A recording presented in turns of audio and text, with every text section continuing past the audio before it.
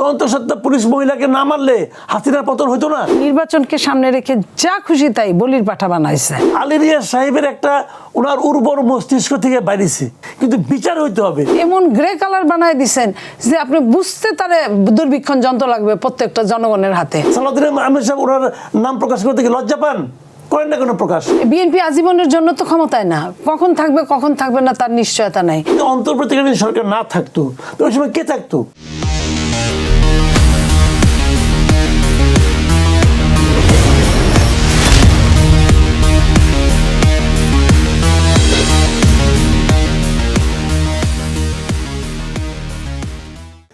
দর্শক স্বাগত কালের কণ্ঠে নিয়মিত অনুষ্ঠান কালের সংলাপে। আজ আমাদের সাথে আলোচনায় এগিয়ে নিতে স্টুডিওতে উপস্থিত আছেন সিনিয়র সাংবাদিক ও কলামিস্ট মাসুদ কামাল, এবং আমাদের সঙ্গে আলোচনায় এগিয়ে নিতে স্টুডিওতে উপস্থিত আছেন বিএনপির সাবেক সংসদ সদস্য নীলুফার চৌধুরী মনি। আপনাদের দুজনকে স্বাগত কালের কণ্ঠের স্টুডিওতে। দর্শক, জুলাই জাতীয় সনদ বাস্তবায়ন আদেশ ও গণভোট অধ্যাদেশের বৈধতা নিয়ে রুল জারি করেছে হাইকোর্ট। রিটকারী আইনজীবী রাষ্ট্রপতি এই আদেশ অধ্যাদেশকে সংবিধান বিরোধী দাবি করলেও জামায়াত থেকে রাজনৈতিক উদ্দেশ্য প্রণোদিত বলছেন। দলটির প্রশ্ন, গণভোট বাতিল হলে জাতীয় নির্বাচন কেন নয়? অন্যদিকে বিরোধী দলীয় চিফ হুইপ ও এনসিপির আহ্বায়ক নাহিদ ইসলামের অভিযোগ, গণভোটের রায় নস্যাৎ করতে আদালতকে ব্যবহারের চেষ্টা চালাচ্ছে বিএনপি। প্রাসঙ্গিক এসব বিষয় নিয়ে আজকে আমাদের আলোচনার বিষয় নির্ধারিত হয়েছে জুলাই সনদ ও বর্তমান সরকার। শুরুতেই মাসুদ কামাল ভাই, আপনাকে দিয়ে একটু শুরু করতে চাচ্ছি। বিষয়টি হচ্ছে জাতীয় জুলাই সনদ, গণভোট অধ্যাদেশ এবং সংবিধান সংস্কার পরিষদ এ বিষয়ে আদালত রুল জারি করেছেন। জামায়াত ইসলামের প্রতিক্রিয়া দাবি করেছে এটি আসলে রাজনৈতিক উদ্দেশ্য প্রণোদিত। বিএনপি সরকারের ক্ষমতায় এসে জুলাই সনদ এবং গণভোট আটকে দিতে চায়। আপনি কি তাই মনে করেন কিনা? দেখেন, একটা জিনিস হলো কি, যখন আপনি আদালতে যাবেন, আদালত তো আপনার আইনে যা আছে তার বাইরে যেতে পারবে না। এখন সর্বোচ্চ আইন হলো সংবিধান। আপনি কি এই যাবৎকালে কখনোই সংবিধানকে স্থগিত করছেন অথবা সংবিধানকে বাতিল করছেন? করেন নেই তো। এবং অন্তর্বর্তীকালীন সরকার সারাক্ষণ বলে এসেছে যে তারা একটা সাংবিধানিক সরকার। তো সাংবিধানিক সরকার এই কথাটা বলার অর্থটা কি? বলার অর্থ হলো এই সংবিধান অনুযায়ী তাদের সরকারটা গঠিত হয়েছে এবং তাদের সরকারটা সংবিধান অনুযায়ী চলবে। কথা কিন্তু পরিষ্কার। তো আপনি সংবিধান অনুযায়ী চলেন নাই, এটা তো আপনার সমস্যা। এই সমস্যা অন্য সবাই ভুগবে কেন? আপনি যদি নিজে, তারা বলতেছে যে সময়ের প্রয়োজন। হ্যাঁ, সময়ের প্রয়োজন কিছু কিছু ক্ষেত্রে আছে। যেমন সময়ের প্রয়োজনে নির্বাচনটা হয়েছে, সময়ের প্রয়োজনে অন্তর্বর্তীকালীন সরকার হয়েছে, এগুলো সময়ের প্রয়োজন হয়েছে। কিন্তু গণভোটটা যে সময়ের প্রয়োজনে, এটা আপনি কীভাবে প্রমাণ করবেন? সংবিধানে অন্তর্বর্তীকালীন সরকার নাই, মানলাম। সংবিধানে তো নির্বাচন আছে, তো ওই সময় দেশেগুলো সরকার নাই। তাহলে নির্বাচনটা যখন হবে তখন একটা দেশে সরকার লাগবে না? ওটা সময়ের প্রয়োজন হয়েছে। কিন্তু গণভোট যেটা হয়েছে, এটা যে সময়ের প্রয়োজন আপনি প্রমাণ করেন, তবে আমরা এটা প্রমাণ করে বুঝান। কারণ গণভোটের যে ফরম্যাট, গণভোটের নিয়মটা কি? গণভোট কি এভাবে হয় যে আগে আপনি গণভোট করে একটা সিদ্ধান্ত সংসদের উপরে চাপাই দেবেন? এটা হয় না। গণভোটের নিয়ম হলো যে আগে একটা সিদ্ধান্ত গৃহীত হয়, সেই সিদ্ধান্তটা ঠিক হলো কি হলো না এটা জানার জন্য তারা বৃহত্তর জনগোষ্ঠীর কাছে যায়। তো গণভোটটা পাইলেন কই? আর গণভোটটা যেটা করছেন সেটাও তো লজিক্যাল না। যে আপনি এতগুলি প্রশ্ন, এখানে 4টা প্রশ্ন করছেন, 4টার মধ্যে আবার প্রশ্ন আছে 10-12টা, এতগুলি প্রশ্ন আপনার হ্যাঁ অথবা না দিয়ে করতেছেন, এটা কোনো গণভোটের ফরম্যাট হতে পারে? ভাইরে, এটা হলো গিয়া আলী রিয়াজ সাহেবের একটা ওনার উর্বর মস্তিষ্ক থেকে বাইরেছে, এক আজব জিনিস। আর সেটাকে ইউনূস সাহেব লালন পালন করছে। এই তো হয়েছে, দেশটাকে তো সারখার করে দিয়ে গেছে এই লোকগুলো। বিদেশ থেকে কিছু লোক আসছে, আসেনি এই দেশে আসছিল। আগে হয়তো কি আমাদের এখানে লুটপাট, আওয়ামী লীগ আমরা দেখছি এখানে লুটপাট করে বিদেশ চলে যেত। আর তত্ত্বাবধায়ক সরকার আমরা দেখলাম লুটপাট করার জন্য বিদেশ থেকে লোক আমদানি করছে। আমদানি করে এখানে আমাদের অর্থনৈতিকভাবে লুটপাট করছে, আমাদের মনস্তাত্ত্বিকভাবে, আমাদের নৈতিকভাবে আমাদের ক্ষতিগ্রস্ত করে দিয়ে আবার তার ওরাল দেয় বিদেশ গেছে। তো কি হয়েছে রে ভাই এগুলি? এদের এসব তো নাপতালে আমাদের সহ্য করতে হবে। কিন্তু অনেকে তো বলছিলেন ফল যে সব। অন্তর্বর্তী সরকার আরো 4 বছর 5 বছর থাকুক, অথবা থাকে নাই কেন? 2050 সাল থাকার ইচ্ছা 16 না আমাদের 18 নেই আসিল, মাইনের ভয়ে পলাইছে। যে আর কটা দিন থাকলে পরে পাবলিক এমন খেপতো যাইতো কই। এই কারণে কি তিনি নিজেকে অতি গুরুত্বপূর্ণ দাবি করে এক বছর এটা বুঝেন না? SSF এটা তো আগেই তো ছিল ভাই, আগে তো একটা প্রজ্ঞাপন ছিল, জারি করাই ছিল যে 4 জন লোক ক্ষমতা হস্তান্তরের পর তার কার্যকাল মানে শেষ হওয়ার পরে 4 জন লোক 3 মাস তারা SSF পাইতো। সেই 4 জনকে রাষ্ট্রপতি, প্রধানমন্ত্রী। আর এটা আইনটা হয়েছিল 2006 সালে। 2006 সালে তো তত্ত্বাবধায়ক সরকার ছিল। জি। তো তত্ত্বাবধায়ক সরকারের যিনি প্রধান উপদেষ্টা তিনি, এবং যেই দিন তত্ত্বাবধায়ক সরকার দায়িত্ব নেবে সেই দিন থেকে পরবর্তী 3 মাস বিরোধী দলীয় নেতা এই 4 জন লোককে ভিআইপি প্রোটোকল দেওয়া হবে 3 মাস। এটা নিয়ম ছিল আগে। তো সেই হিসেবে উনি বলতে পারতেন যে যেহেতু অন্তর্বর্তীকালীন সরকার বলতে কোনো টার্ম নাই, বলতে পারতেন যে অন্তর্বর্তীকালীন সরকারের উপদেষ্টাও পাবে 3 মাস। আগে তো 3 মাসই ছিল, উনি তা করে নাই। উনি ওনার নিজের নাম বসাইছে এখানে, আইনটাতে পড়ে দেখেন প্রজ্ঞাপনটা। জি জি। প্রজ্ঞাপন লেখা আছে অন্তর্বর্তীকালীন সরকারের প্রধান উপদেষ্টা ডক্টর মোহাম্মদ ইউনূস, ওনাকে 1 বছর দিতে হবে। ভাই আপনি 1 বছর কি কারণে চান? যদি আপনার 1 বছর হয় তাহলে এই যে প্রধানমন্ত্রী আছে আমাদের, জি, উনি যখন 5 বছর পরে যখন নাকি তত্ত্বাবধায়ক সরকারের কাছে দায়িত্ব দিয়ে দিবে, তারপর উনি কিন্তু পাবে 3 মাস। জনগণ কর্তৃক নির্বাচিত প্রধানমন্ত্রী পাবে 3 মাস। আর উনি হলেন গিয়া এক মানে কি বলবো লাটসা বাড়ছে, ওনাকে দিতে হবে 1 বছর। কি কারণে? মানে এটা কি আগে কখন হয়েছিল নিজেকে অতি গুরুত্বপূর্ণ ভিআইপি দাবি করা? খুঁজেন হয়েছে কিনা দেখেন, আমি তো ভাই জানি না। আচ্ছা, আমরা এটাও দেখেছি যে তিনি নিজস্ব যে প্রতিষ্ঠান ছিল সেই প্রতিষ্ঠানের সুদ মওকুফ করেছেন, দুর্নীতি মামলা প্রত্যাহার করেছেন। আমি বলবো মানে তিনি কি এগুলো করতে মূলত বিএনপি তো দায়িত্বে আসছে। জি, আমি আশা করব যে বিএনপি সারা দেশে একটা সুশাসন কায়েম করবে। সেটা কি পারবেন? সুশাসন কেন পারবে না? মানে সেটা আমরা ভোটে পাঠাচ্ছি পালার জন্য, পারবে না কেন? মানে সেটা একটা আমি চ্যালেঞ্জ। চাই সুশাসন কায়েমের জন্য প্রত্যেকটা লোকের কার্যকাণ্ড কর্মকাণ্ডকে এবং 18 মাসে যে যা করছে প্রত্যেকটা কর্মকাণ্ডকে একটা বিচার মানে যৌক্তিক আলোচনার মধ্যে আনা এবং দেখা যে কেউ কোনো অনিয়ম করছে কিনা, করলে তার বিচার করা। তা না হলে আইনের শাসন খালি পাবলিকের উপরে চালাইলে হবে না, ওই ওনাদের উপর ভিভিআইপি আছে না, তাদের উপরে চালাইতে হবে। তা না হলে দেশে কোনদিন মানুষের মধ্যে আস্থাটাই আসবে না। মানে আমি এটাই জিজ্ঞেস করছিলাম যে বিএনপি এই চ্যালেঞ্জ নিতে পারবেন কিনা, কারণ কিছুদিন আগে আমরা দেখেছি যে গুলশানের ডিসিকে 1 রাতে প্রত্যাহার করা হয়েছে, সেখানে একটি গাড়ি ধরার অপরাধে, মানে এমনটা সংবাদ মাধ্যম গণমাধ্যমে আমি দেখেছি। সেক্ষেত্রে ভিভিআইপি অথবা হচ্ছে তাদের উপরে আইনের শাসন প্রয়োগ করাটা আসলে এটা আমি আশা করি যে এটা কে সেই লোকটা ফোনে কণ্ঠ শুনলাম তো আমি আপনাকে দেখে নেব, ওই দেখে নেওয়ার লোকটাকে তাকে একটু দেখতে চাই এবং আশা করি বিএনপিও দেখবে ওই দেখে নেওয়া লোকটাকে, মহামানবটাকে। যেখানে আমার তারেক রহমান কোনো রকম এক্সট্রা নেয় না, সে নিজের অফিসিয়াল গাড়ি নেয় না, আর ওখানে একজন লোক দেখে নেয়, তার গাড়িতে কোনো কাগজপত্র থাকবে না, ফোনের অপর প্রান্ত থেকে তোমার নাম বলো, তুমি কোন ব্যাচের, এই মহামানবটাকে এটা আমরা একটু দেখতে চাই। মানে এই যে এই দেখে নেওয়ার মানুষ এখন আসলে অভাব আছে কিনা একটু জানতে চাই, কারণ এখন তো বিএনপি সরকার আপনার ক্ষমতায় নিয়েছেন, ক্ষমতায় এসেছেন, তো সেক্ষেত্রে দেখে নেওয়ার মানুষ আসলে বেড়ে গেল কিনা? বেড়ে গেল কিনা যাই না, একটা যে পয়দা হয়েছিল দেখলাম, এখন ওই পয়দা হওয়া যে যিনি ওই দেখে নেওয়া লোকটা, ওনাকে বললাম তো ওনাকে আমি একটু দেখতে চাই, আমরা একটু দেখতে চাই।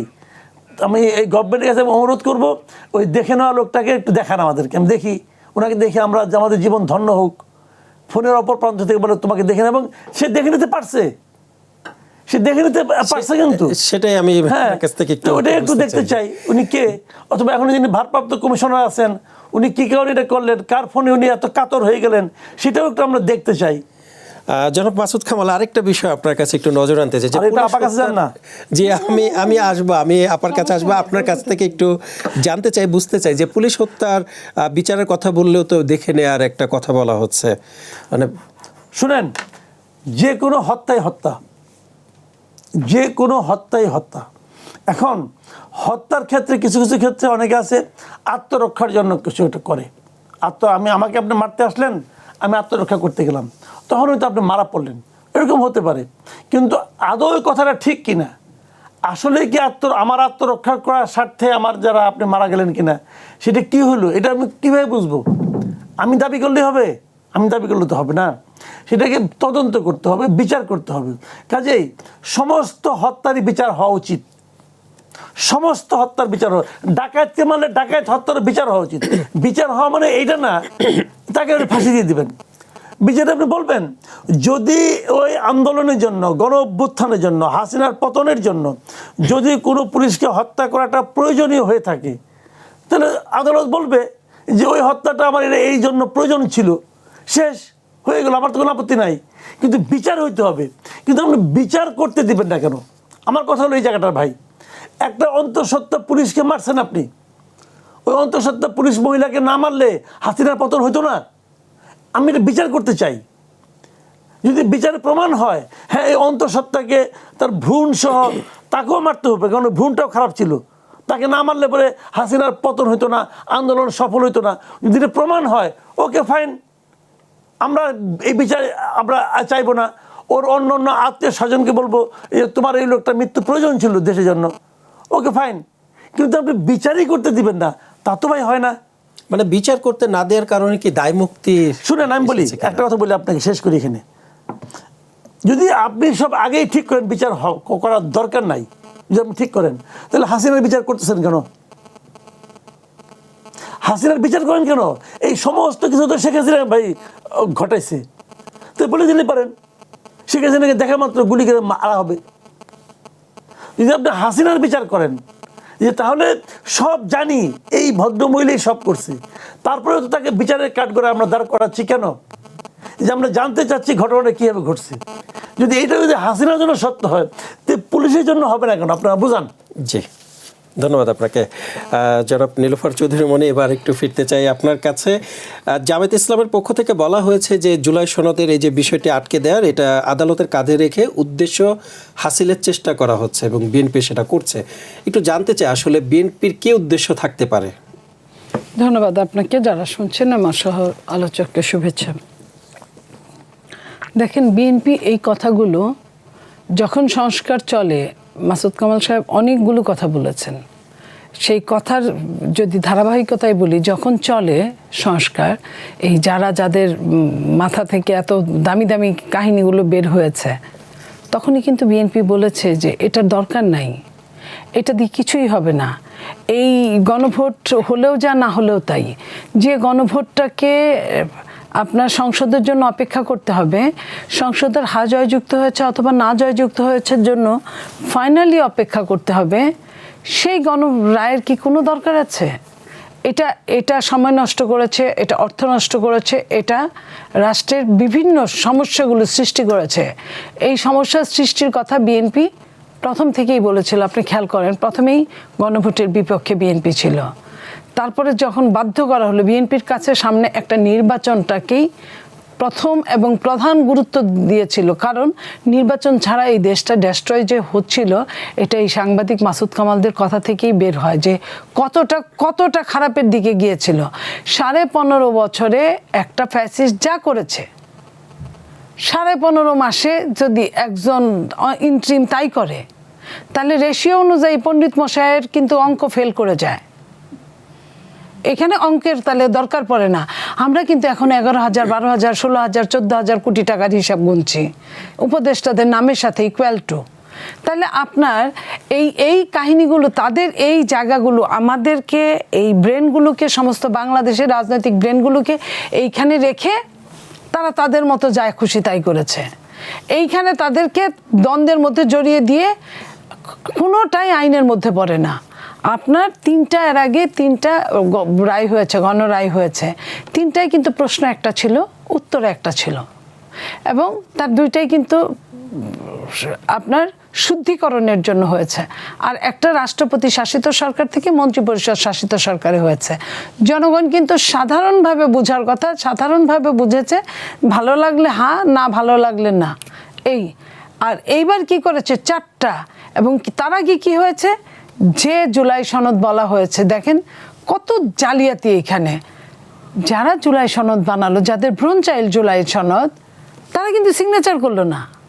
বিএনপিকে দিয়ে একরকম জোর করে সিগনেচার করানো, বিএনপি সিগনেচার করলো, যে বিএনপি শুরু থেকেই না করছে, এটার শুরু থেকেই না করছে, এবং এই সংস্কারের জুলাই সনদের স্বাক্ষরের না করছে, সেই বিএনপিকে দিয়ে করালো। কারণ বিএনপির সামনে নির্বাচন, এই নির্বাচনকে সামনে রেখে যা খুশি তাই বলির পাঠা বানাইছে। তারপরে বিএনপি সিগনেচার করলো, কিন্তু যারা এটার ভ্রূণ চাইল জন্ম দিল তারা কিন্তু আপনার সিগনেচার করলো না। তারা সিগনেচার এই এখন পর্যন্ত করেনি, কয়েকদিন আগে করেছে। দেশের মানুষকে প্রতিদিন সুরক্ষিত রাখার প্রত্যয় নিয়ে সেফটি কেবলস সহ এলো সেফ সিলিং ফ্যান। এটার পাঁচটার হয়ে কি গণর ভোট হওয়ার পরে তারপরে তাদের টনক নড়েছে যে আমাদের একটা সই করা লাগবে, তো তারা করলো না, বিএনপিকে দিয়ে করালো। এবং বিএনপি যখন বলল যে আমি যেখানে সই করেছিলাম এই পেপার সেই পেপার না, সরকার যেটা ঘোষণা দিল, ডক্টর ইউনূসের মুখ দিয়ে ঘোষণা দিলেন উনি কত বড় ভালো মানুষ। আপনি দেখেন যে উনি একটা জালিয়াতি জিনিস, কেচ্ছা কাহিনী ঘোষণা দিলেন, যেটাই সিগনেচার করা হয়েছিল সেটাই দিলেন না, ওইটার কোনো সুরাহা করলেন না। কারণ কিভাবে করবে, কর্তা যাহা করে তাহাই কর্ম। ওই মুহূর্তের জন্য, ওই মুহূর্তটুকুর জন্য উনি কর্তা ছিলেন। উনি একবারও বুঝেন নাই, উনি বুঝতে চান নাই যে 3 মাস পরে 2 মাস পরে নির্বাচনটা হলে কি হবে। উনি যে এত জবরদস্তিতা করছেন। বিএনপি যখন বললেন যে আমরা এটার মধ্যে সিগনেচার করতে পারি না, কারণ এটাই আমরা আগে সই করি নাই, এটা আরেকটা বানানো, আমাদের নোট অফ ডিসেন্টগুলো কোথায় গেল, তারা কিন্তু কোনো উত্তর দিলেন না। এবং সব নোট অফ ডিসেন্টকে আউট করে দিয়ে তারা তাদের মতো করে ওই যে 48টার মধ্যে 12-14টা কি দিয়ে তারা 4টা প্রশ্ন করলেন, যে 4টা প্রশ্ন কারোরই কোনো ধর্ম বর্ণ কারোরই 4টা প্রশ্ন একযোগে মানা সম্ভব না। আপনার যদি 2টা ভালো লাগে, আপনার বাম হলে আমার 2টা খারাপ লাগবে, আপনার 2টা খারাপ লাগবে। আমার যদি 3টা ভালো লাগে, আমার 1টা খারাপ লাগবে, আমি যদি ডান হই বা আমি যদি মধ্যপন্থা হই। তাহলে এই যে এই জিনিসগুলা করলেন তারা জবরদস্তি করে। বিএনপির যখন নির্বাচনী চিফ কোঅর্ডিনেটর নজরুল ইসলাম খান সাহেব যখন বললেন যে ঠিক আছে হাতে ভোট দিবেন, এর আগে তো তারা বললেন বিএনপি নাতে দিবে। দেখেন ভোটটা আপনি অপশন বাই করছেন 2টা, আমি যে কোনো জায়গায় দিতেই পারি, আমি হাতে দিতে পারি অথবা নাতে দিতে পারি, এইখানে তো আপনার বলার কিছু নাই। অথচ আপনি কিনা 140 কোটি টাকা না 44 কোটি টাকা দিয়ে আপনি অ্যাডভার্টাইজমেন্ট করাইলেন 6 দিনে আপনি হাতে ভোট দেওয়ার জন্য। এটা তো আপনি পারেন না, কারণ আপনি অপশন 2টা দিচ্ছেন, আপনি কিভাবে একটার পক্ষে যান? আপনি তো সরকার। আচ্ছা যাই হোক, আপনি করলেন, আপনি বিএনপিকে নজরুল ইসলাম খান সাহেবকে দিয়ে বলাইতে বাধ্য করলেন। উনি বললেন যে হ্যাঁ বিএনপি তো ভোট দিবে, তারপরে ওটাকে গুরুত্ব দিলেন না, তারপরেও আজে বাজে কথা বলতে থাকলেন, এমন আজে বাজে কথা বলতে থাকলেন যে এটা না করলে মহাভারত সব মহাবাংলাদেশ সব অশুদ্ধ হয়ে যাবে, সেই অশুদ্ধতার মধ্যে আমরা সব ডুবে যাব। তারপরে আমি এইটুকু শেষ করি। তারপরে কি করলেন? তারপরে মহাসচিব বললেন বিএনপির, সেটাও তারা মানলেন না। শেষ পর্যন্ত যখন তারেক রহমান সাহেব বিএনপির চেয়ারম্যান উনি বললেন, তখন ওনারা বললেন যে ভয় পায় বলছে। আপনি ব্যাপারটা বুঝেন, বলার পরে উনি একটা নির্বাচনী প্রচারণায় বলার পরে বললেন ভয় পায় বলছে। তা আপনারা তো কম করেন নাই এক একজনে। এখন যে কথাটা, যেটাই সত্যি কথা, যে সংবিধানের বাইরে, সংবিধান চেঞ্জ হয় নাই, আগের সংবিধানই বহাল আছে, সে আগের সংবিধানের বাইরে কারো কিছু করার বিএনপি আজীবনের জন্য তো ক্ষমতায় না, কখন থাকবে না তার নিশ্চয়তা নাই। তাহলে বিএনপির কোন সাহস আছে যে সংবিধানের বাইরে কাজ করবে? এই কথাটাই বিএনপি এতদিন যাবৎ বলছিল, এর আগে থেকে বলছিল। যখন সংস্কারপন্থীরা বিদেশ থেকে ইম্পোর্ট করা মালরা যখন বলা শুরু করলো, তখন বিএনপি বললো যে এটা তো হয় না এইভাবে। কিন্তু এই কথাটার সালাউদ্দিন সাহেবের কথা কেউ কানে তুললেন না। এখন আপনার মনে করেন বিএনপি তো সংবিধানের ভেতরে যেটুক তাই বলবে। ওই আপনার গণভোট, ওটা গণভোটই হয় নাই, কারণ এই গণভোট এখন সংবিধানে নাই। গণভোটকে আনতে গেলে সংবিধানের বাইরে আরেকটা গণভোট করতে হবে, যে এই গণভোটটা আনা যাবে কি যাবে না। জি, আমরা দেখেছি যে নির্বাচনী প্রচারণায় বিএনপি গণভোটে হার পক্ষে প্রচারণা চালিয়েছেন, তাহলে তারা কেন অভিযোগ করছে যে বিএনপিটা আটকে দিতে চাচ্ছে? বিএনপি তো বললাম তো, বিএনপি তো সর্বোচ্চ ক্ষমতার অধিকারী না, সর্বোচ্চ ক্ষমতার অধিকারী জনগণ, এবং সর্বোচ্চ ক্ষমতার অধিকারীর যে দলিলটা হলো গিয়া সংবিধানের বাইরে বিএনপির যাওয়ার কোনো সাধ্য নাই। এটা তারা যত রকমের কথাই বলুক না কেন, বিএনপি অনেক দিন এই রাষ্ট্র পরিচালনা করেছেন। বিএনপি এত বড় দৌরাত্ম্য বিএনপি করবে না, কখনোই না, কারো প্ররোচনায় করবে না। এখন তারা যা ইচ্ছা তাই করুক। তাকে সাহস কত বড় যে তারা 180 দিন আপনার ধার্য করে দেয় যে এর মধ্যে যদি না হয় তাহলে অটো পাস হয়ে যাবে, দেখি হোক,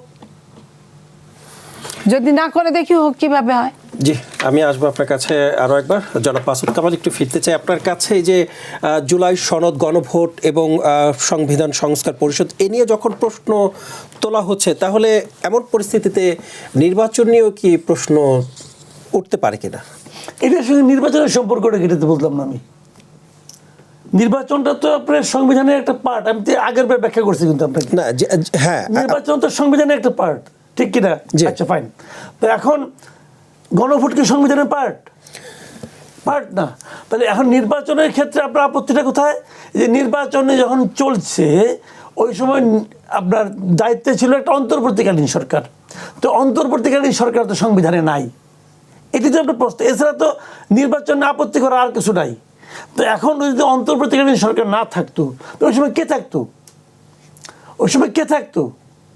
আপনার কাছে কোনো বিকল্প চয়েস ছিল না তো।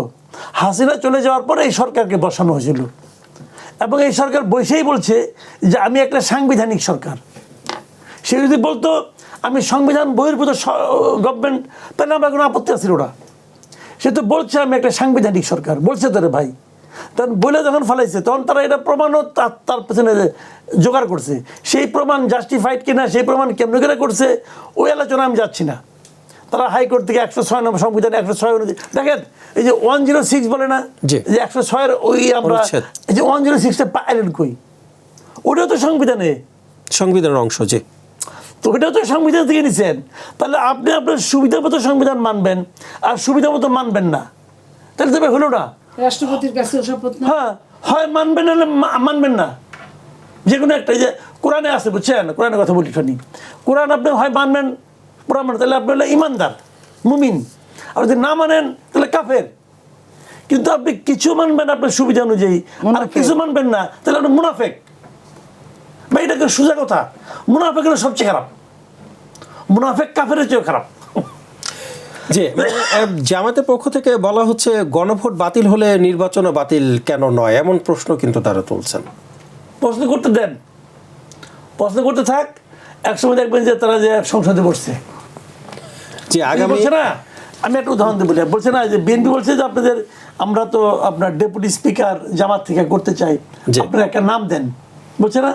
তারা কি বলছে যে যদি সংবিধান সংস্কার পরিষদ না হয়, যদি জুলাই সনদ বাস্তবায়ন না হয়, তাহলে আমরা ডেপুটি স্পিকার দিব না, বলছে তো।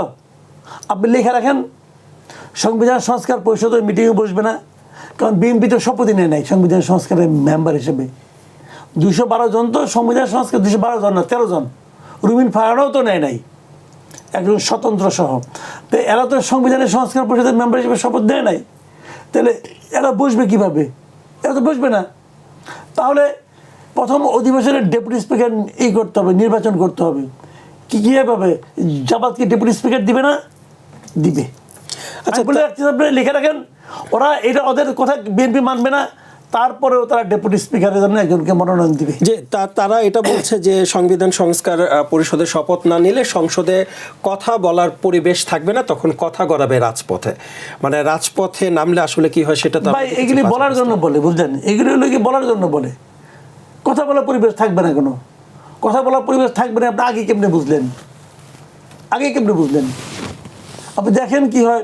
আপনাদের বিএনপি তো বলছে যে বিএনপি এই যে জুলাই সনদের যেগুলো আছে, তারা তো বলছে জুলাই সনদের যেগুলি তারা রাজি হয়েছে অক্ষরে অক্ষরে পালন করবে। বিএনপি বলছেন এটা, যে এটা বলেছে যে হবে। অপেক্ষা করেন, তাহলে আগে আপনি সিদ্ধান্ত দিয়ে দিলেন কথা বলার পরিবেশ থাকবে। তাহলে রাজপথে আসলে তারা কেন রাজপথ ভালোবাসে, তারা হতেই পারে। কেন কথা বলে? রাজপথ তো খারাপ জায়গা না, এটা ভালো। কিন্তু রাজপথে নামলে কি হয় সেটা তো হবে, দেখেছি আমরা। জনগণের তাদের প্রতি সমর্থন বাড়বে, আন্দোলন করবে তারা সরকারের বিরুদ্ধে। ভালো তো, খারাপ না, আমি এ থেকে খারাপ কিছু দেখি না। রাজপথকে ভয় পাচ্ছেন কেন আপনারা? ধন্যবাদ আপনাকে। জনাব নীলুফার চৌধুরী মনে একটু আসতে চাই, বিরোধী পক্ষ তো অভিযোগ করছে যে বিএনপি আসলে চিট করেছে, এই যে প্রশ্নগুলো, যে পরিস্থিতি তৈরি হয়েছে, গণভোট, জুলাই সনদ, এই বিষয় নিয়ে তারা অভিযোগ করছে বিএনপি চিট করেছে। এটা কি আসলে রাজনৈতিক কারণে এই প্রচেষ্টা কিনা বিএনপির? বিএনপি কোথায় চিট করলো? বিএনপি তো সব বলেছে, ক্লিয়ার কাট কথা বলেছে। তারপরে বিএনপি বলছে সিগনেচার নিলে নিতে পারেন, সিগনেচার নেন, কিন্তু আইনের বাইরে তো বিএনপি কিছুই করতে পারবে না। বিএনপি ওইটা কি আপনার শপথ নিয়েছে? শপথ তো নেয় নাই, শপথ নেওয়ার প্রশ্ন আসে না। একসাথে দুইটা শপথ নেওয়া, ওই যে কি তানিয়া, ব্যারিস্টার তানিয়া আমির বলছে যে একই দিনে একই জায়গায় দুই রকম শপথ নেওয়াটা সংসদ সদস্যপদই থাকে না। সেইখানে যদি আপনি আইন মানেন, আর আইন না মানলে তার জন্য কিছুই না, সেটা কি করবে সরকার জানে। তো বিএনপি যে কথাগুলো বলেছে, প্রত্যেকটা কথা বিএনপি এই পর্যন্ত অক্ষরে অক্ষরে পালন করেছে। বিএনপি তখনও বলেছিল যে সংসদই নির্ধারণ করবে জুলাই সনদের ফিউচার কি, সংসদ নির্ধারণ করবে।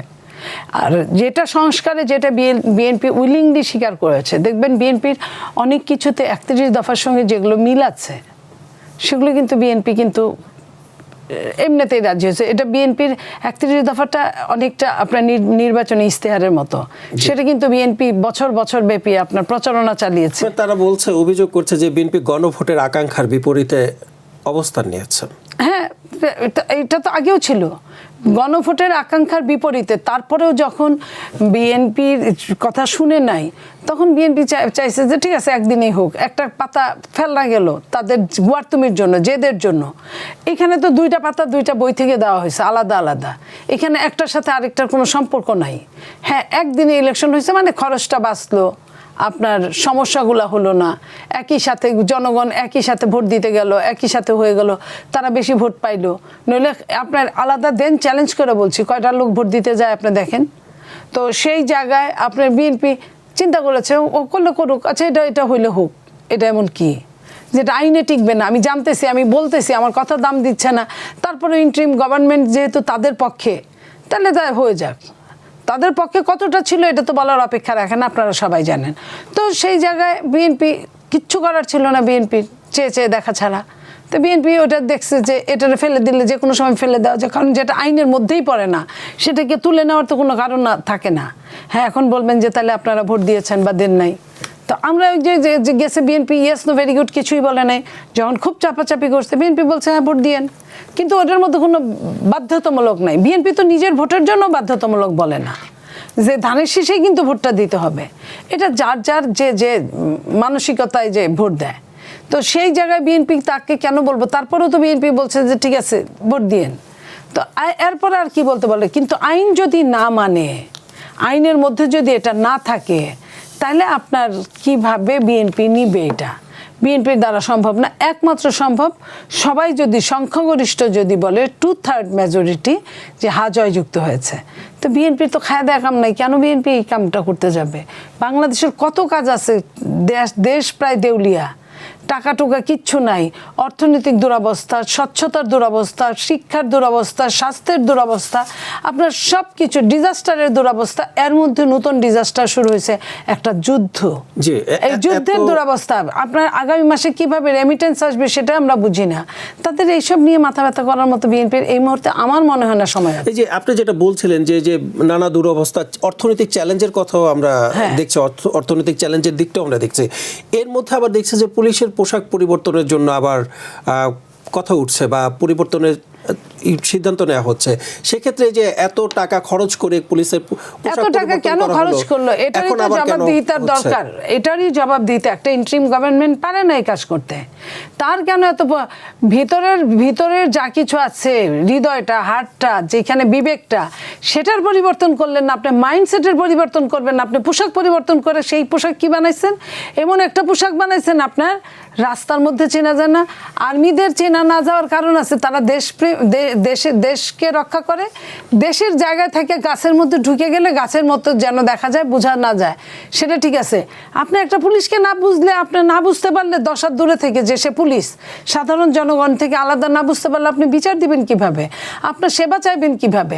তো সেইটারে আপনি এমন গ্রে কালার বানায় দিছেন যে আপনি বুঝতে তারে দুর্বীক্ষণ যন্ত্র লাগবে প্রত্যেকটা জনগণের হাতে। তাহলে আপনার পোশাকের হয় আগের পোশাকে ফিরে যেতে হবে, আগের পোশাকে ফিরে গেলে হয়তো বা বানাইতে নাও হতে পারে। আর না হয় তাদের যদি দেশের টাকা থাকে আমি জানি না, পোশাক আবার চেঞ্জ করা, এটা তো কোনো পোশাকের মধ্যেই পড়ে না। এই যে হাজার কোটি টাকার যে নয় ছয় করলো এই সরকার, এটা তো নয় ছয় করার জন্য পোশাক চেঞ্জ করা। এমন কোনো পৃথিবীর এমন কোনো ঘটনা ঘটে নাই যে পুলিশের ওই নীল রং বাদ দিয়া গেরুয়া আপনার ছাই রং দিয়ে দিলেন, আপনার তাতে কি পুলিশ ভালো হয়ে গেল? পুলিশের অনেকে বলছে যে এই ধরনের যখন সিদ্ধান্ত নেয় তখন তাদের সাথে কোনো ধরনের আলোচনা না করে, তাদের সাথে আলোচনা করে না। আমরা টকশোতে বিভিন্নভাবে আমরা এগুলো প্রতিবাদ করেছি, জানার সাথে সাথে প্রতিবাদ করেছি। আমরা যারা কথা বলি তারা তো কোনো না কোনো দল করেই কথা বলি, দেশের কোনো না কোনো বিশিষ্ট ব্যক্তিরা এসে কথা বলে, তাদের কোনো কথার কোনো গুরুত্ব দেওয়া নেই, বুদ্ধিজীবীদের কোনো কথার গুরুত্ব দেওয়া হয়, রাজনীতিবিদদের কোনো কথার গুরুত্ব দেওয়া হয়। তাহলে এটা করলো কারা? কেন করলো? কেন করলো এটার জবাবটা নেওয়া উচিত তাদের কাছ থেকে।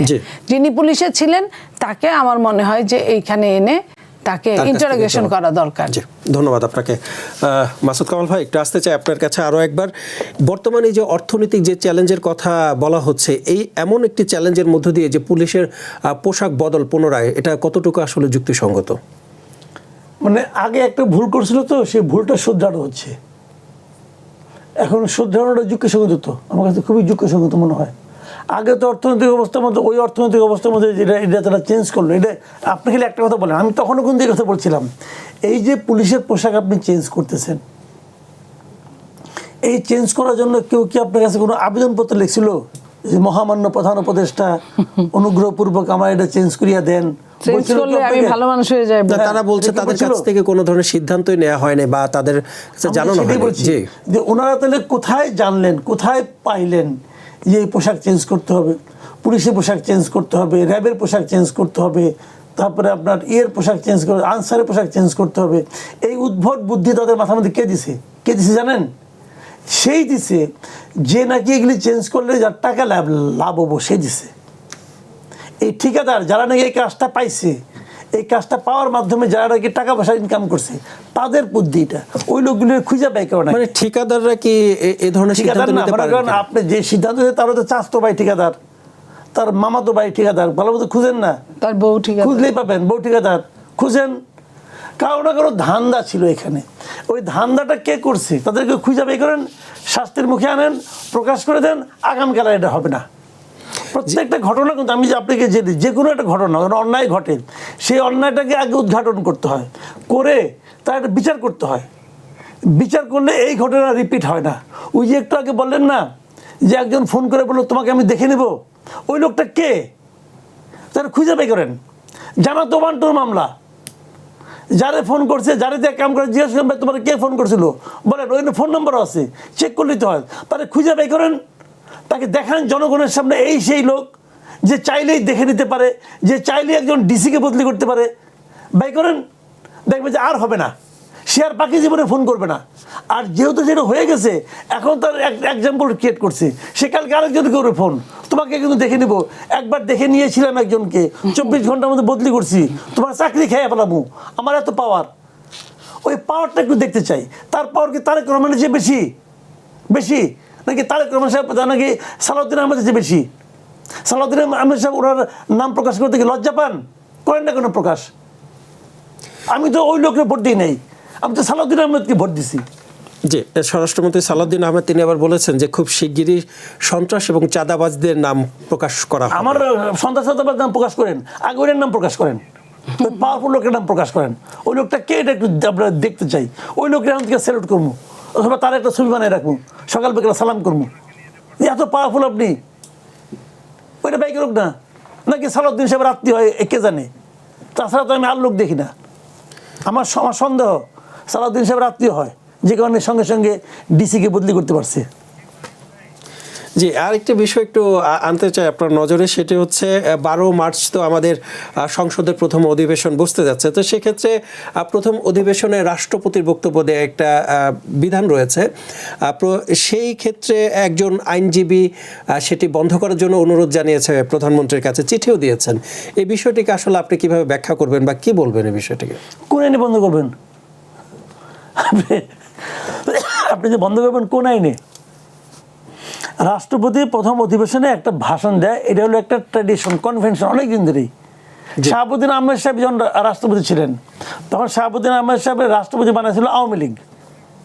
আওয়ামী লীগ চলে গেল, তারপর বিএনপি আসছে। তো বিএনপির ওই যখন ক্ষমতায় আসলো 2001 সালে, তখন শাহাবুদ্দিন আহমেদ এসে সংসদে প্রথম ভাষণটা দেয় নাই, দিছিল তো। আওয়ামী লীগ কি বলছিল, ওটা কি বেইমান সে। তো আওয়ামী লীগের বলতেই পারে, পলিটিক্যাল ব্যাপার, কিন্তু তাকে আপনি বাদ দিবেন কোন আইনে? কিসের উপর ভিত্তি করে বলবেন যে তুমি ভাষণ দিতে পারবা না? নাহিদ ইসলাম সাহেব দেখলাম বলতেছে এই রাষ্ট্রপতিকে ইমপিচমেন্ট করতে হবে, তো করেন। ইমপিচমেন্ট করেন, আপনার তো 6টা ভোট আছে, করেন না, করেন ইমপিচমেন্ট। শুনেন, আপনি কি বলতেছেন, বলার আগে আপনি নিজের জোরটাকে ভাবে দেখেন যে আপনি কতটুকু করতে পারবেন, ওটুকু আগে ভাবেন। জি, ধন্যবাদ আপনাকে। জনাব নীলুফার চৌধুরী মনি, একটু আসতে চাই আপনার কাছে।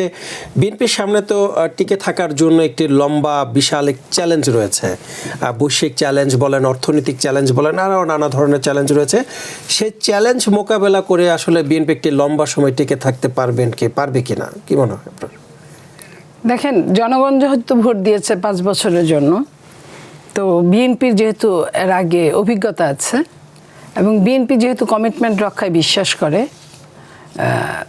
অতএব সব কিছু মিলে বিএনপি ইনশাল্লাহ পারবেন তো অবশ্যই, এবং চেষ্টা করে ভালো কিছু করবেন।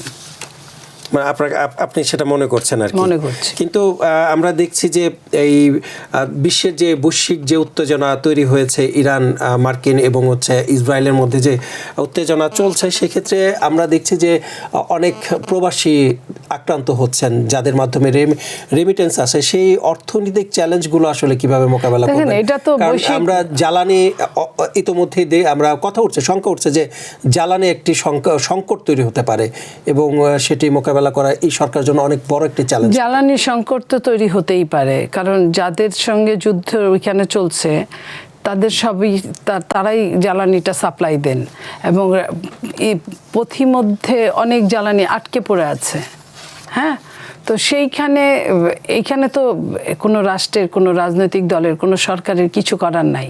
এটা বড় বড় বৈশ্বিক বিকল্প ভাবে, যেভাবে হোক ভাববে, হয়তো ভাবা দরকার এবং ভাবছেনও।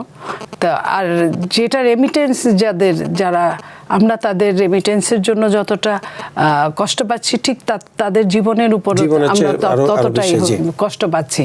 তারা ভালো থাকুক, সুস্থ থাকুক, এটা আমরা যেমন চাই, ঠিক তেমনই আমরা চাই যে তারা কিছু করুক। দেশের মানুষকে প্রতিদিন সুরক্ষিত রাখার প্রত্যয় নিয়ে সেফটি কেবলস সহ এলো সেফ সিলিং ফ্যান। এই যে যারা বাংলাদেশে এসে আটকা পড়েছে, যেতে পারছে না, সমস্ত আপনার তাদের সঙ্গে সংশ্লিষ্ট সব ফ্লাইটগুলো বন্ধ হয়ে গেছে, তো সেইখানে আমরা টেনশন করছি। সেটা বৈশ্বিক সমস্যা, এটা যে কোনো সরকারের সময় এটা বিশাল বড় চ্যালেঞ্জ। তো বিএনপি আসছে, এই চ্যালেঞ্জটা মোকাবেলা তো করতেই হবে, এবং আমরা আশা করছি, আল্লাহর কাছে দোয়া করছি, যাতে এই সমস্যাটা এই পৃথিবীতে খুব তাড়াতাড়ি এটা মিটে যাক। কারণ কোনো এই ধরনের সমস্যা কোনো ভালো কিছু বয়ে আনে না, মন্দ ছাড়া আনছে না। এই যে কত শত শত মানুষ মারা যাচ্ছে প্রতিদিন, এটা, এবং রাষ্ট্রের প্রধান ব্যক্তিগুলা আপনার ধরাশায়ী হচ্ছে, হাইকমান্ড থেকে শুরু করে সবাই আক্রান্ত। তো সেইখানে কার জীবন কেমন একযুগে হামলা করছে, আবার তারা একযুগে হামলা করছে। এই হামলাগুলোর জন্য যে কত অসহায় মানুষগুলো, ছোট ছোট বাচ্চারা, বৃদ্ধরা, তারা পর্যন্ত এইখানে তাদের কিছুই করার ছিল না, অথচ তারা সাফার করছে। তা আমরা এটা দোয়া করি, এবং পাশাপাশি আমরা বিএনপি ভীষণভাবে চেষ্টা করছে যাতে এই বৈশ্বিক সমস্যার থেকে মোকাবেলা কিভাবে করা যায় সেই বিষয়টি। ধন্যবাদ আপনাকে। মাসুদ কামাল ভাই, আরেকবার আসতে চাই আপনার কাছে। এই যে বৈশ্বিক যে উত্তেজনা তৈরি হচ্ছে, সেই উত্তেজনা মানে আরও অন্যান্য দেশগুলোকে জড়িয়ে যেতে পারে কিনা, বা এই উত্তেজনা দীর্ঘায়িত হতে পারে কিনা, বা হবে কিনা? দেখেন, এটা না একটা উত্তেজনা মানে যুদ্ধই তো আমি বলবো, এটা কিন্তু একটা অসম যুদ্ধ, বুঝছেন? অসম যুদ্ধ এই কারণে যে আপনি যদি সমরাষ্ট্রের হিসাব নিয়ে দেখেন, তাহলে একদিকে হলো আপনার ইরান, আর একদিকে হলো আমেরিকা এবং ইসরায়েল। এবং এই মধ্যপ্রাচ্যের সবগুলি রাষ্ট্র তাদের সাথে, তারা কিন্তু ওদের সাথে, মানে কার্যত ইরান একা হয়ে গেছে। ইরানের সঙ্গে কে আছে? আমেরিকা এবং ইসরায়েলের সঙ্গে। ইরানের সঙ্গে কে আছে ভাই? রাশিয়াও নামবে না, সরাসরি যুদ্ধে অংশ নিচ্ছে না। ইরানের কারণে ক্ষতি হচ্ছে কিছুটা রাশিয়ার এবং চীনের, কিন্তু এরা কেউ ইরানের সঙ্গে নামবে না। রাশিয়া নিজেই তার ওই নিয়ে ইউক্রেন নিয়ে মহাব্যস্ত আছে এবং সে ওইটা নিয়ে খুব ভোগান্তির মধ্যে আছে। চীন নামবে না। চীন হলো ব্যবসায়ী জাতি।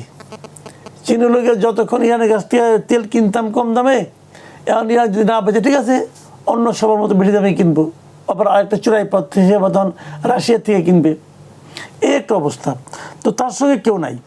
এখন এই অবস্থায় ইরানের পক্ষে যে এতদিন যে টিকে আছে এটা অনেক ব্যাড ব্যাপার। বাট ইন্টারেস্টিং বিষয়টাকে বলি, এই যুদ্ধে আলটিমেটলি ট্রাম্পের পরাজয় হবে। সেটা আমি বলি কেন পরাজয় হবে। মানে ট্রাম্প আসলে কী চেয়েছে, যে ইরানের শাসন ক্ষমতার পরিবর্তন চেয়েছে। ইরানের শাসন ক্ষমতা খুব সহজে পরিবর্তন হবে না। ইরানের শাসন ক্ষমতা কেবল একজন ব্যক্তির নামে নাই। তারা ট্রাম্প মানে আমেরিকা যেভাবে এর আগে লিবিয়াতে সাফল্য দেখিয়েছিল, গাদ্দাফিকে সরাই দিয়েছে, গাদ্দাফির শাসন ব্যবস্থা চুরমার হয়ে গেছে। সাদ্দামকে সরাই দিয়েছে ইরাক থেকে, সাদ্দামের শাসন ব্যবস্থা চুরমার হয়ে গেছে। কিন্তু ইরানে এটা সম্ভব না।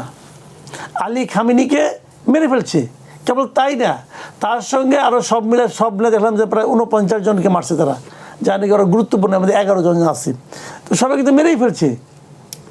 ইরান কি থামছে? এক মুহূর্তের জন্য থামছে? থামে নাই।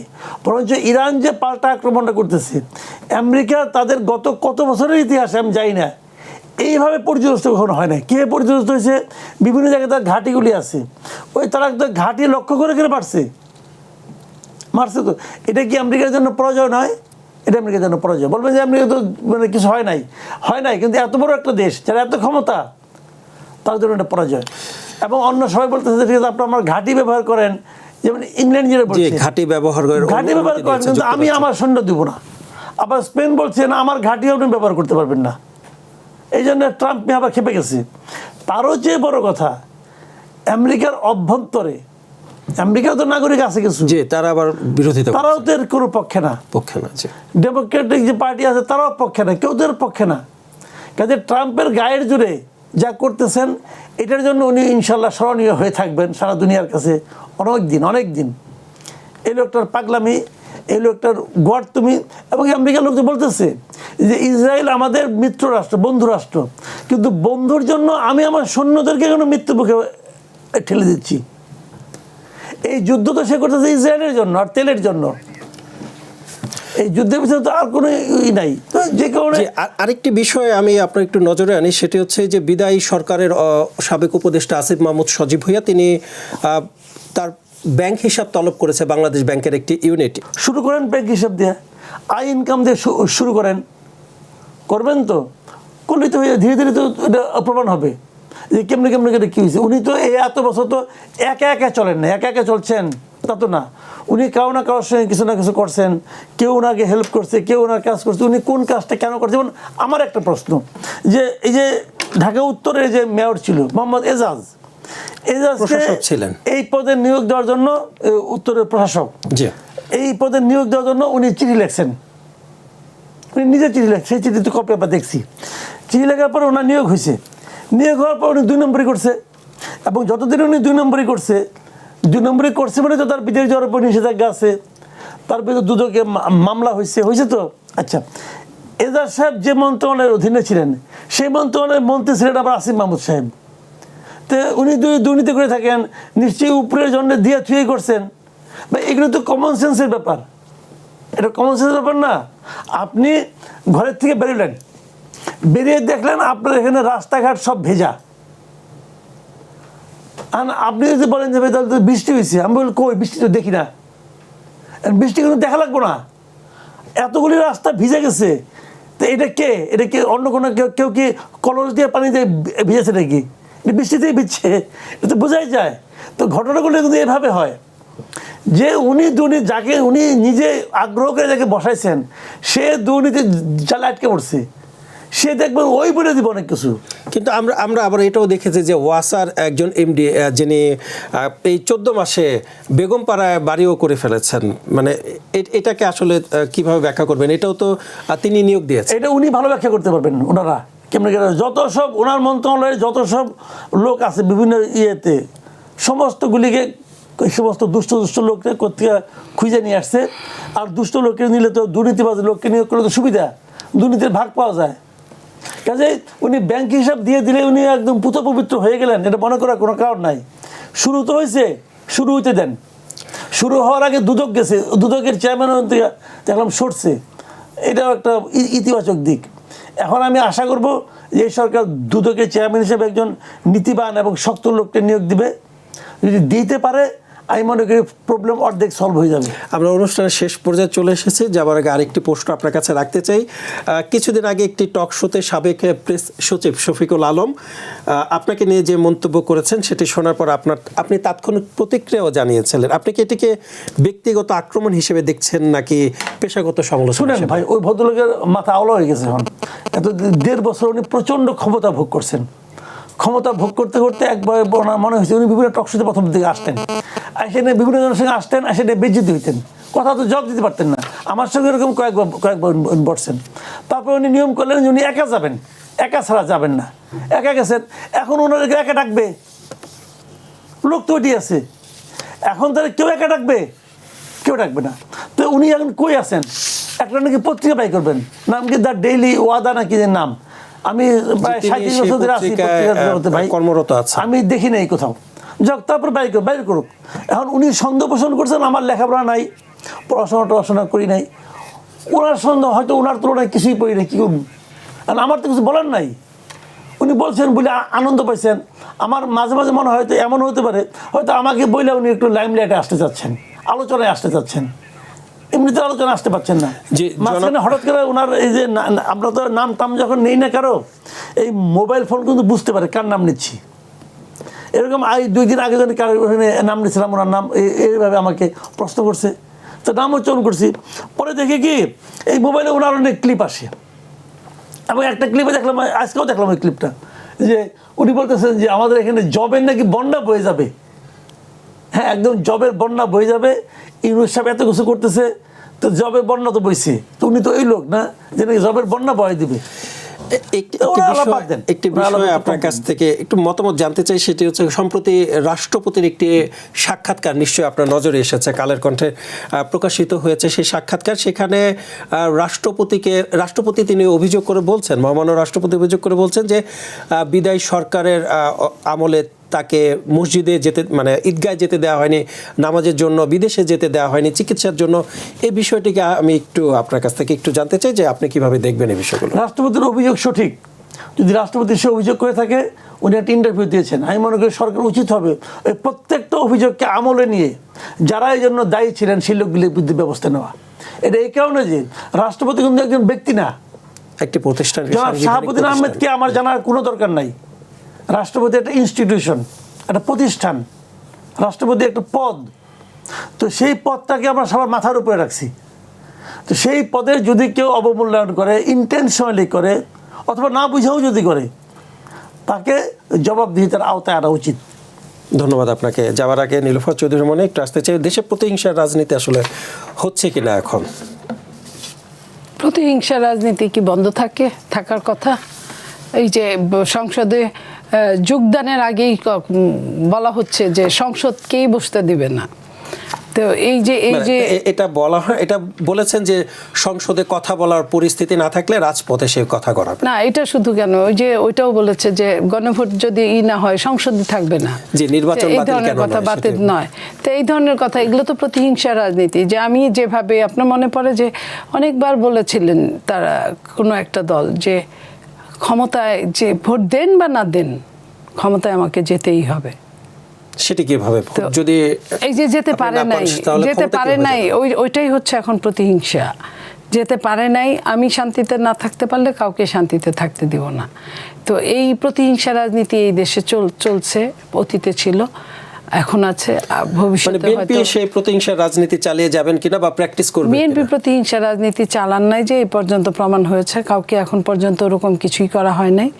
বরং আওয়ামী লীগই এখন বিএনপিকে মারছে বিভিন্ন জায়গায়, দেখছেন আপনারা যে 2-4 জায়গায় এরকম প্রমাণ হয়েছে যে আওয়ামী লীগ বের হইতে পারছে এবং বিএনপিকে মারছে।